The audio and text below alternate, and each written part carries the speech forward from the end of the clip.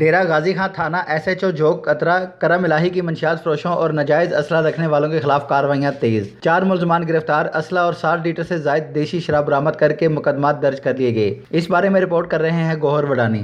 ڈیرہ غازی خان میں S H O تھانہ جھوک اترا کرم الہی اور ان کی ٹیم نے علیحدہ کارروائیاں کر کے ملزمان محمد حسیب سے پسٹل 30 بور اور گولیاں برآمد کر لی۔ منشیات فروش واصل سے 30 لیٹر اور 25 لیٹر شراب سے بھری 2 کین برآمد کیے گئے۔ دوسری کارروائی میں محمد نوید سے 8 لیٹر شراب جبکہ محمد انور سے 40 عدد شراب کی بوتلیں برآمد ہوئی۔ گرفتار کیے گئے ملزمان کے خلاف پولیس تھانہ جھوک اترا میں مقدمہ درج کر لیا گیا۔ اس موقع پر ایس ایچ او تھانہ جھوک اترا کرم الہی کا کہنا تھا کہ جھوک اترا پولیس علاقے کو سماج دشمن اور جرائم پیشہ عناصر سے پاک کرنے کے لیے ہر دم کوشاں ہے۔ گوہر وڈانی، ڈیرہ غازی خان۔